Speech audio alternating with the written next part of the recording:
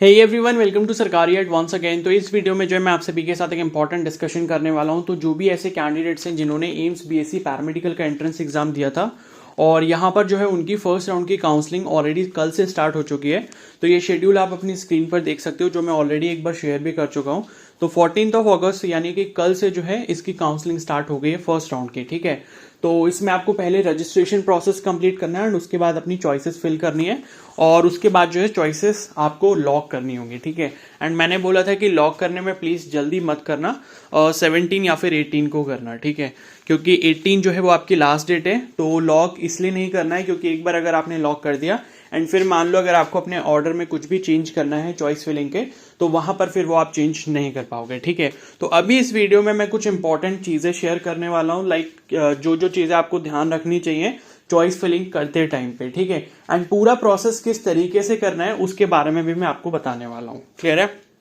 तो सबसे पहले तो देखो क्या है कि आपको गूगल में सर्च करना है एम्स बीएससी नर्सिंग। जब आप ये सर्च करोगे तो आपको एक वेबसाइट का लिंक मिलेगा bsccourses.aimsexams.ac.in। ठीक है, उस पर क्लिक करके आप एम्स बीएससी कोर्सेज वाले पेज पर पहुंच जाओगे। ठीक है, वहां पर पहुंचने के बाद वो जो आपका लॉगिन वाला सेक्शन है, आपको वहां पर अपना रजिस्ट्रेशन आईडी, पासवर्ड, आरयूसी कोड और जो आपका कैप्चा कोड है, ये चारों चीजें फिल करके आपको लॉगिन करना होगा।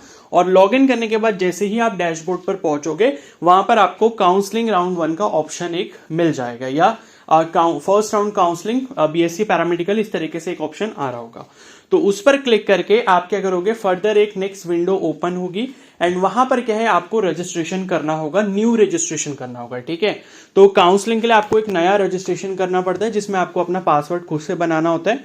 और उसके बाद जब आप रजिस्ट्रेशन करने के बाद साइन इन करोगे तो साइन इन करने के बाद आपके पास चॉइस फिलिंग का ऑप्शन आ जाता है। अब वो वाला पूरा प्रोसेस किस तरीके से करना है उसके लिए मैंने एम्स बीएससी नर्सिंग वालों के लिए पूरा प्रोसेस अच्छे से एक्सप्लेन करा था। तो वो मैं वीडियो का लिंक कमेंट सेक्शन में पिन कर दूंगा, वो वाली वीडियो एक बार पूरी अच्छे से देख लेना। ठीक है, तो उस वीडियो को देखने के बाद आपको अच्छे से समझ आ जाएगा लाइक स्टेप बाय स्टेप आपको किस तरीके से वो प्रोसेस कंप्लीट करना है एंड उसके बाद चॉइस फिलिंग का फाइनल ऑप्शन आ जाएगा। अब चॉइस फिलिंग में कुछ बातों का आपको जो ध्यान रखना है वो इस वीडियो में अच्छे से समझ लो, लाइक कौन कौन सी चीजें हैं जिस पर आपको एम्फेसाइज करना चाहिए, सो दैट कि जब आप चॉइस फिलिंग कर रहे हो तो आप स्मार्टली चॉइस फिलिंग करो। एंड उसके बाद एक और चीज है, मतलब ये कि जो भी कैंडिडेट देखो यहाँ पर एलिजिबल है काउंसलिंग के लिए, प्लीज काउंसलिंग के लिए पार्टिसिपेट जरूर करो। अपने मन से ऐसे एजम्पशंस नहीं लगाने कि मेरी रैंक कितनी है तो मुझे कॉलेज नहीं मिलेगा। ठीक है, एंड उस वजह से आप अपनी काउंसलिंग ही छोड़ दो, क्योंकि देखो एम्स की भी जो काउंसलिंग फर्स्ट राउंड की हुई उसमें जो एक्सपेक्टेशंस थी और जो रियलिटी में जो रिजल्ट आया फर्स्ट राउंड की काउंसलिंग का वो बहुत ही ज्यादा अलग था। ठीक है, मतलब एक्सपेक्टेशन के अकॉर्डिंग जहां तक कट ऑफ रैंक जानी थी उसकी सोचो 2 या 3 टाइम्स तक जो है कैंडिडेट्स को कॉलेज मिला है। तो यहां पर कुछ भी नहीं कहा जा सकता, क्योंकि होता यह है कि बहुत सारे कैंडिडेट्स देखो काउंसलिंग में पार्टिसिपेट नहीं कर रहे होंगे, बहुत सारे कैंडिडेट्स काउंसलिंग को छोड़ देंगे किसी ना किसी रीजन की वजह से, तो उसकी वजह से क्या है वो सीट आपको मिल सकती है। इसलिए काउंसलिंग को छोड़ना बहुत बड़ी गलती है, क्योंकि यहां पर काउंसलिंग में आपकी कोई भी फीस नहीं लगने वाली है। Counselling is all absolutely free of cost. ठीक है, तो काउंसलिंग में जब कोई फीस नहीं लग रही तो फिल करने में क्या जाता है, तो एटलीस्ट फिल कर लो, मिलेगा तो अच्छी बात है, नहीं मिलेगा तब भी कोई प्रॉब्लम नहीं, एटलीस्ट आपने ट्राई तो किया होगा। ठीक है, अगर फीस जा रही होती तब चलो ठीक है, एक बार को सोचना पड़ता कि हाँ भाई फीस पे करनी है तो मेरी रैंक इतनी ज्यादा है तो मुझे करना चाहिए नहीं करना चाहिए, तो अभी तो सोचने की जरूरत ही नहीं है। If you are eligible then go ahead for first round of counselling. तो अब यहाँ पर जो है 18 जो है वो इसकी लास्ट डेट है। तो पहली चीज तो ये समझ आ गई कि सबको काउंसलिंग में पार्टिसिपेट करना चाहिए। ठीक है, जिनको एडमिशन चाहिए वो ये ना सोचे कि मेरी रैंक इतनी ऊपर है तो मेरे को जो है वो मिलेगा या नहीं मिलेगा कोर्स। अब बात करते हैं कोर्सेज के बारे में कि कौन कौन से कोर्सेज हैं एंड आपको किस तरीके से अपनी चॉइस फिलिंग में कॉलेजेस ऐड करने चाहिए और कोर्सेज ऐड करने चाहिए। ठीक है, तो पहली चीज तो जो पहला रूल है वो ये याद रखो कि जो भी आप एम्स कॉलेज सेलेक्ट करने वाले हो अपनी चॉइस फिलिंग में, वो ऐसा होना चाहिए कि अगर सपोज आपको अलॉट हो जाता है तो आप वहां पर जाके एडमिशन ले लो। ठीक है, अब मान लो आपके साथ कुछ भी ऐसा सिनेरियो है कि आपके घर वाले आपको मतलब रेस्ट्रिक्ट करते हैं इस चीज से कि हम ज्यादा दूर आपको नहीं भेज पाएंगे। ठीक है, तो अपने चाइल्ड को हम ज्यादा दूर नहीं भेजेंगे, तो इस वजह से फालतू की चॉइसेस आपको बिल्कुल भी फिल नहीं करनी। अब सपोज कोई कैंडिडेट है वो दिल्ली से बिलोंग करता है, ठीक है। तो अब उसने दिल्ली वाला एम्स फिल कर दिया, ऋषिकेश वाला कर दिया, एंड मान लो उसे लगता है कि भाई जोधपुर वाला थोड़ा दूर है, या फिर चलो दूर भी नहीं है बट वहाँ का जो वेदर है उसके अकॉर्डिंग मेरा सर्वाइवल वहाँ थोड़ा मुश्किल रहेगा। तो जो भी फैक्टर्स आपको लगते हैं जिस वजह से आपके मन में एक जरा सा भी उस प्लेस के लिए या उस एम्स कॉलेज का जो प्लेस है या जो सिटी है उसके लिए कोई भी नेगेटिव थॉट आता है, तो प्लीज उसको अपनी चॉइस फिलिंग में ऐड मत करना, ठीक है। क्योंकि ये सबसे बड़ी गलती है कि आप ऐसे कॉलेज सेलेक्ट कर लेते हो जिसमें आपको जाने का मन ही नहीं था। ओके तो जैसे दिल्ली हो गया, बिलासपुर हो गया। अब मान लो दिल्ली में रहते हो एंड आपने भुवनेश्वर फिल कर दिया, एंड आपको पता है सपोज कि भुवनेश्वर आपके यहाँ से दूर है, उड़ीसा में है, ठीक है। एंड उड़ीसा दूर है एंड हो सकता है कि आपके पेरेंट्स अलाउ ना करें या फिर आपका खुद भी मन ना करे इतना दूर जाने का, अगर सपोज भुवनेश्वर वाला आपको कॉलेज अलॉट हो जाता है। तो पहली चीज तो ये अच्छे से समझ लो कि वो कॉलेज बिल्कुल भी सिलेक्ट नहीं करना है जो आपको ऐसा लगता है कि मेरे को अगर ये मिल गया तो मैं ज्वाइन नहीं कर पाऊंगा, ठीक है। तो पहला रूल ये याद रखो। दूसरा रूल कोर्स के बारे में, कोर्स ऐसे सेलेक्ट करो जिसमें आपका थोड़ा बहुत भी इंटरेस्ट हो। बट देखो इंटरेस्ट की कोई बात होती नहीं है, क्योंकि आप सभी कैंडिडेट्स ने अपने 12th पास आउट किया होगा एंड उसके बाद कोई भी कोर्स आप करो वो सारे ही एक जैसे आपके लिए होंगे, मतलब सभी नए के नए कोर्स हैं। आपको किसी कोर्स के बारे में कितनी कोई भी नॉलेज नहीं है, लाइक किसका स्कोप ज्यादा अच्छा है एंड किसको करने में हमें फायदा रहेगा, ठीक है, ये सब चीजें आपको नहीं पता। एंड सच बताऊं तो कोई भी कोर्स बहुत अच्छा नहीं होता कोई भी, एंड ना कोई बहुत बुरा होता है, ठीक है। सभी एक जैसे स्टैंडर्ड के कोर्सेज है। बट कॉलेज की बात है कि हाँ चलो आपको अच्छा कॉलेज मिल जाता है तो ठीक है ना। तो ये है कि देखो मेरा जो ओपिनियन रहेगा लाइक कोर्स सेलेक्ट करने में वो कुछ इस तरीके का होना चाहिए कि भाई कोर्स ऐसा सेलेक्ट करो जो आपको बाकी अदर कॉलेजेस में बहुत कम दिखाई देता है, ठीक है। उससे होगा क्या कि भाई जब वो कोर्स बनाया गया है तो उसकी कहीं ना कहीं नीड आ रही होगी, एंड जहां पर भी उसकी नीड होगी तो ऑटोमेटिकली डिमांड उन कैंडिडेट्स की वहां पर ज्यादा होगी। एंड डिमांड देखो तभी ज्यादा बढ़ती है किसी भी चीज की जब वो कोर्स कहीं पर रन हो रहा है, एंड रन इसी वजह से हो रहा है कि कहीं ना कहीं हॉस्पिटल में या फिर कहीं ना कहीं मेडिकल फील्ड में उसकी नीड आई होगी, ठीक है। तो इसीलिए वो कोर्स रन हो रहा है। एंड अगर वो बहुत ही लिमिटेड कॉलेजेस में आपको देखने को मिलता है तो इसका मतलब है जब भी कहीं पर उसकी वैकेंसीज वगैरह आती है या जब भी कहीं पर उसकी जॉब रिक्रूटमेंट निकलती है तो आपके जो सिलेक्शन के चांसेस है वो और ज्यादा हो जाते हैं in comparison to those courses जो बहुत ही इजीली आपको हर कॉलेज में मिल जाते हैं, ठीक है। फॉर एग्जाम्पल जैसे मैं बताऊं, जैसे कुछ कोर्सेज हो गए लाइक बैचलर ऑफ ऑप्टोमेट्री, ठीक है, या एक्सरे वाला जो कोर्स है, ठीक है, एक्सरे टेक्नीशियन, या फिर आपका जो है रेडियोलॉजी वाला कोर्स हो गया, ठीक है। तो ये सब कोर्सेज आपने देखा होगा मोस्ट ऑफ द कॉलेजेस में आपको मिलते हैं, लाइक 80 to 90% जहां पर पैरामेडिकल कोर्सेज चल रहे हैं वहां पर ये आपको मिल जाएंगे। या फिर जो आपका BMLT कोर्स हो गया, ठीक है, मेडिकल लैब टेक्नोलॉजी वाला कोर्स, ठीक है। और जैसे यहाँ पर सेकंड नंबर पे लिखा है medical radiology and imaging technology, ठीक है, रेडियोलॉजी वाला ही कोर्स है। और उसके बाद जैसे मैं आपको दिखाऊं जो मैं आपको कह रहा था BMLT वाला या MLT, तो जैसे ये 10th नंबर पे लिखा है मेडिकल लेबोरेटरी टेक्नोलॉजी, ठीक है। तो इस तरीके के कोर्सेज के बारे में आपने काफी सुना होगा, जैसे मेडिकल लैब टेक्नोलॉजी हो गया, एक्सरे टेक्नीशियन हो गया, ठीक है, या फिर रेडियोलॉजी हो गया, या रेडियोथेरेपी हो गया, या ऑप्टोमेट्री हो गया। तो ये कुछ ऐसे कोर्स हैं जो आपको जनरली हर कॉलेजेस वगैरह में मिल जाते हैं। तो आप खुद ही सोचो जब इतने सारे कॉलेजेस ये कोर्स करवा रहे हैं और वहां पर सभी बच्चे ये कोर्स कर भी रहे होंगे, तो जब आप अपना कोर्स करने के बाद पास आउट होगे तो आप भी उसी भीड़ का हिस्सा होगे, ठीक है। ये थोड़ा सा कॉमन सेंस है जो आपको अभी लगाना चाहिए मेरे अकॉर्डिंग, ठीक है। तो वो भीड़ का हिस्सा आप भी होगे। एंड देखो किसी भी सेक्टर में इतनी ज्यादा जॉब्स नहीं आएंगी, कुछ लिमिटेड नंबर ही जॉब्स, मतलब कुछ लिमिटेड ही नंबर रहेगा जॉब्स का, ठीक है। तो भले ही वो गवर्नमेंट सेक्टर हो या फिर प्राइवेट सेक्टर हो, उसकी जॉब्स लिमिटेड ही होंगी, कोई भी फील्ड हो।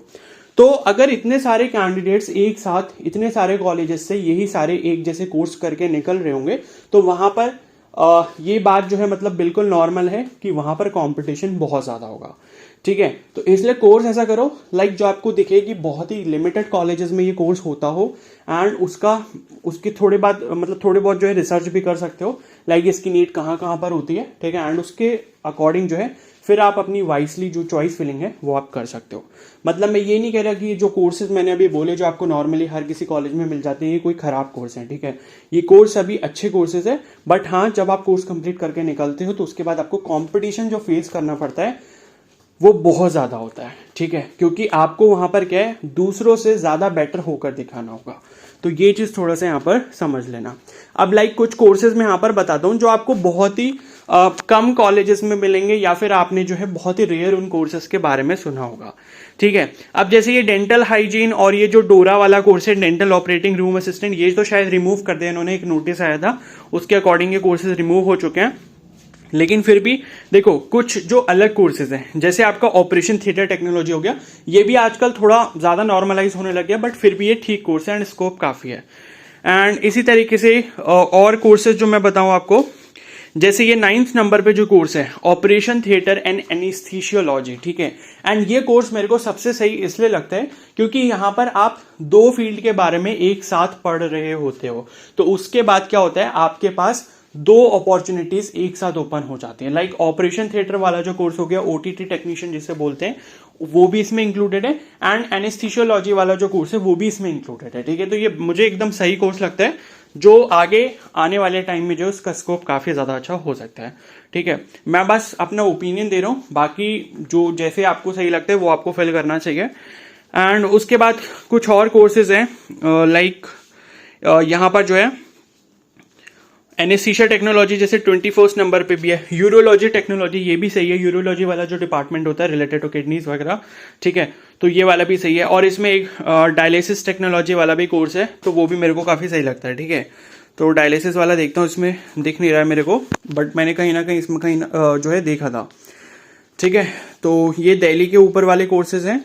और उसके बाद फिर यहाँ पर रेडियोथेरेपी हो गया, रेडियोथेरेपी भी ठीक ठाक कोर्स है, क्लियर है। और एक बार मैं वो वाला कोर्स देख रहा हूँ, लाइक मेरे को यहाँ पर दिख नहीं रहा, तो हो सकता है इसमें ना हो, ठीक है, हो सकता है वो शायद जिपमर में होगा, बट हाँ मैंने कहीं ना कहीं वो कोर्स देखा था। ठीक है, तो अभी आई थिंक दिख नहीं रहा। तो इमरजेंसी मेडिसिन हो गया, ठीक है, ये भी थोड़ा हटके कोर्स है जो कि आपने नॉर्मली कहीं नहीं सुना होगा। ठीक है, तो ये कोर्सेज का मुझे लगता है आगे जाके स्कोप काफी अच्छा रहने वाला है। ठीक है, तो बाकी जो भी आपको सेलेक्ट करने वो आप कर सकते हो, बट हाँ जो कोर्सेज लाइक मैंने बताई जो आपको लगता है कि थोड़ा हटके हैं, ये डिफरेंट कोर्सेज हैं। एंड देखो ये डिफरेंट कोर्सेज इसीलिए बनाए गए हैं क्योंकि इनकी नीड कहीं ना कहीं मेडिकल फील्ड में अराइज हुई होगी। ठीक है, तो इस वजह से इन कोर्सेज को बनाया गया। एंड अगर कोर्सेज को बनाया गया और अगर उसकी नीड होगी एंड अगर कॉलेजेस उसके कम होते हैं जो इस कोर्स को करवा रहे हैं या अपने यहाँ जो है इस कोर्स को रन कर रहे हैं, तो इसका मतलब है कि अगर आप इन कोर्सेज को करते हो तो काफी ज्यादा अच्छा स्कोप फ्यूचर में रह सकता है। तो ऐसे कोर्सेज को आप जो है मतलब अपनी प्रायोरिटी में ऊपर रख सकते हो। एंड उसके बाद जो आपको और कोर्सेज लगते हैं, लाइक एमएलटी हो गया, रेडियोथेरेपी हो गया, ठीक है, या ऑप्टोमेट्री हो गया, ठीक है, या फिर आपका रेडियोलॉजी वाला कोर्स हो गया, तो ये भी काफी सही कोर्सेज हैं। ठीक है, तो इसी तरीके से और बाकी ओटीटी भी सही कोर्स है। तो इस तरीके से मतलब मैंने आपको एक हिंट दे दिया है जो कि आपको थोड़ा बहुत अगर सही लगता है तो आप फॉलो कर सकते हो। ओके, तो बस यही है सीट्स के बारे में।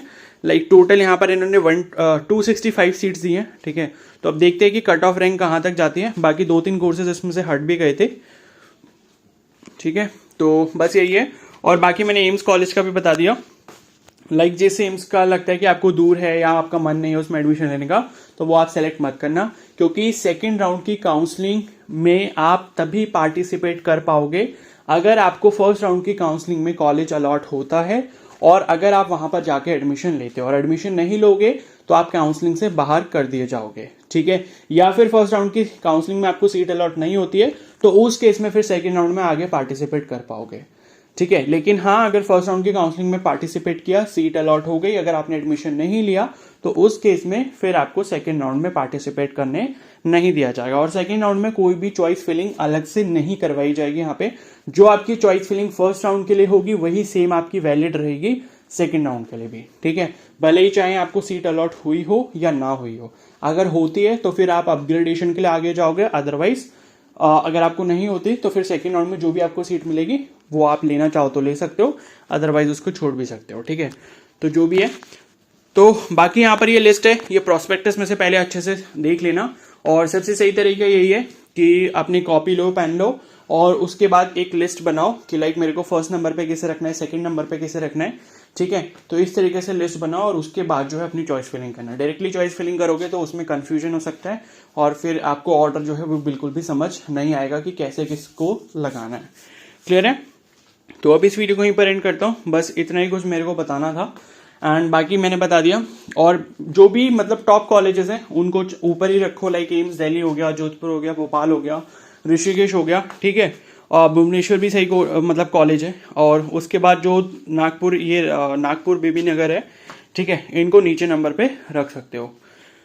ओके, तो अब इस वीडियो को यहीं पर एंड करता हूँ। बाकी और कुछ मेरे को बताना होगा, डिस्कस करना होगा तो मैं बता दूंगा। बाकी उस वीडियो का लिंक जो है मैं कमेंट सेक्शन में पिन कर रहा हूँ, तो उसे जाके चेकआउट कर सकते हो अगर आपको स्टेप बाय स्टेप प्रोसेस देखना है कि काउंसलिंग के लिए जो चॉइस फिलिंग है वहां तक कैसे पहुंचना है और चॉइस फिलिंग भी कैसे करनी है, लाइक चॉइसेस ऊपर नीचे कैसे करनी है, चॉइसेस सेलेक्ट कैसे करनी है, उसके बाद फाइनल सबमिट कैसे करना है, ठीक है। तो अगर ये वीडियो हेल्पफुल लगी तो प्लीज जरूर लाइक कर देना, चैनल पर नए तो सब्सक्राइब कर लो एंड बेल आइकन को प्रेस कर लो। Okay, so thank you and have a nice day.